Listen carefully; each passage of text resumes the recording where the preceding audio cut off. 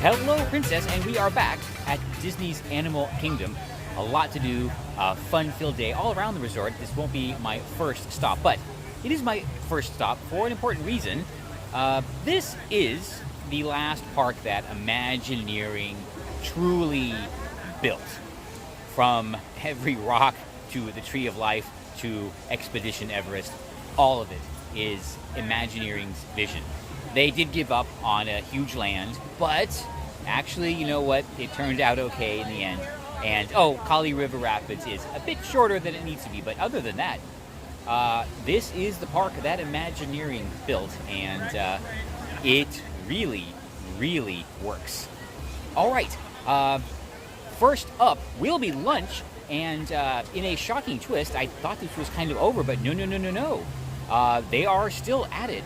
So let's head over and grab something, and I'll tell you all about it. Well, Princess, let's go, Brandon. I had thought this food tour would be over, but it is still Hispanic Heritage Month, so we get to celebrate even more cultural imperialism with Disney, because they're still sticking with that weird name. Anyway, these are the pulled pork street tacos. These are the chicken street tacos. Yeah, I changed my mind at the last second. They are 2 roasted chicken tacos tossed in our house-made sauce with lime crema, cojita, cabbage, and pickled onion, served with a side of chips and salsa. I just noticed these over at the Smiling Crocodile as I was walking by. I hadn't heard, hadn't looked, haven't seen a video about them or anything, so, well, here we are. And I guess finally a special drink. I mean, it's on the same large menu for this. This is an island sunrise. I guess the Caribbean counts. It is Jose Cuervo tequila with pineapple, orange, guava juice, and a hint of watermelon. So, at least one supply chain issue has been solved. No thanks to Joe Biden, of course. Here we are in Pandora, the world of Avatar, at Disney's Hollywood Studios. What a lot of people, I won't disagree, feel is the best, most immersive themed land that Disney has created. And I think really the only competition might be Radiator Springs at Disney's California Adventure. Consider, though, Avatar was not a great movie. In fact, it was a pretty bad movie. The story and characters were largely forgettable. The star, though, was Pandora. That's what people had a connection with. So immersing guests in the only thing they remember was easy. Well, Imagineering made it look easy, of course. But keep in mind, they had the time and the money to do it right. Because, well, the execs at that time were rightly terrified of the wizarding world. Either way, the investment has paid off phenomenally. So, Disney, just let the Imagineers do their job. Pandora works because Imagineering knew what guests and fans wanted. In this case, it had little to do with the characters. No sing-alongs. It was Pandora itself. Hence, the name reflects what people want to see and where people want to go. For Galaxy's Edge, Imagineering also knew what fans and guests wanted, but the execs didn't really understand the success of Pandora and thought just immersion was the key.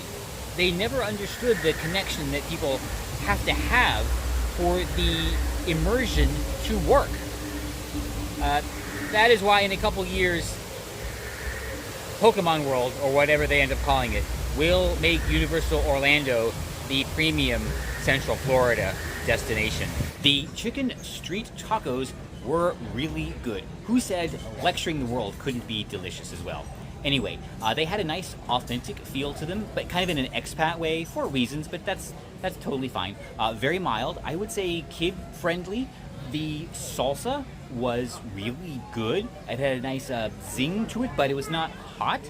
So, yeah, if you are spice averse, that is a dish for you. I think the whole thing could be good for kids if they're not picky, although it could get a bit messy. And the corn chips were just like good corn chips. I think they were served warm, although I couldn't really tell. Either way, I thoroughly enjoyed it. Maybe I will go back to try the pork. And they also have a corn, but that would be last on the list. So we'll see. I had no idea that was there. If I do see another one of these things, I will absolutely try it. So yeah, I enjoyed it. I would give it a try. From Dino Diner, first time I've ever ordered here. This is corn chip pie with Walt's chili. It is corn chips covered in Walt's favorite chili, cheddar, sour cream, and green onions, and looks like they added some jalapenos. Didn't even have to ask. I did have the hot dog with Walt's chili at Magic Kingdom, remember, and I think the hot dog kind of overpowered it. Let's see how this goes. Looks good. And the giant Kamatsusaurus continues its attack, ending Primeval Whirl. The corn chips with Walt's chili, quite delicious. I don't know what makes Walt's chili so special still, but it was still good chili. I did enjoy that much more than the hot dog with Walt's chili. I think it's just a more appropriate thing, and the hot dog was pretty overpowering. So yeah, if you want to try Walt's chili so far, I think that's the best option. And yeah, the jalapenos actually, that was a very, very welcome touch. Yes, you knew where this was going. Another discussion about failing Disney and my continual disappointment, harmonious. Except the food, of course. The food here is still amazing. Docking Bay 7, Ronto Wraps, fabulous, fantastic. But when the food is the best thing about your billion-dollar land, yeah, some bigwigs made some really bad decisions. And this is kind of a reminder that bigger is not always better, and two is definitely not always better than one.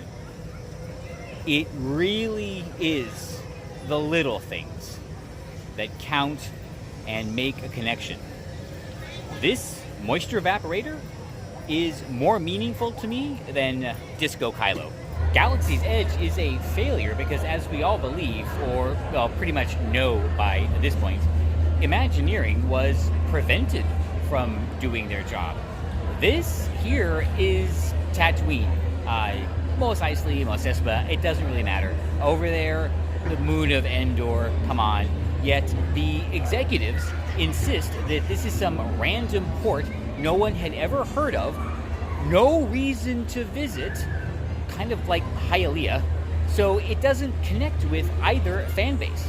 Us OT fans are just annoyed, and all 5 sequel trilogy fans don't appreciate what this could have been.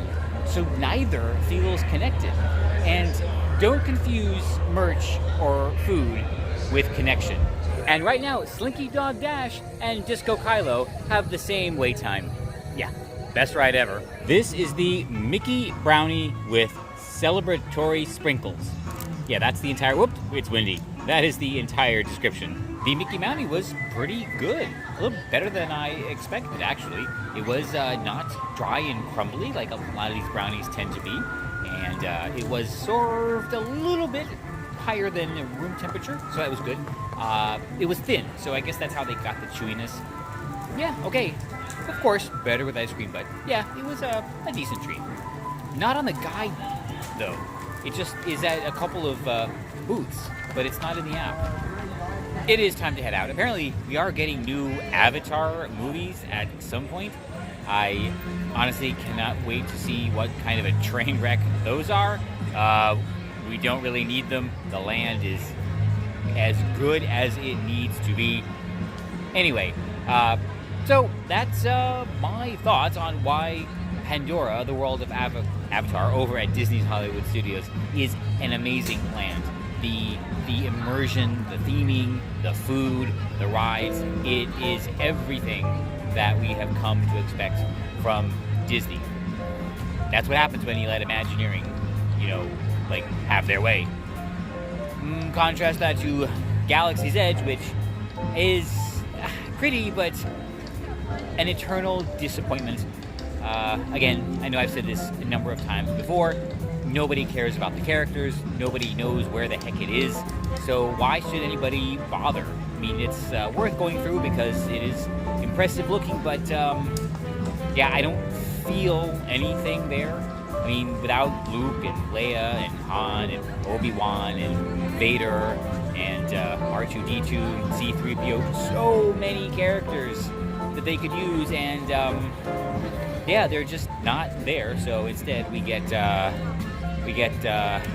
this young lady and I don't know, a dancing Wicked Witch of the West, because that's kind of what it looks like.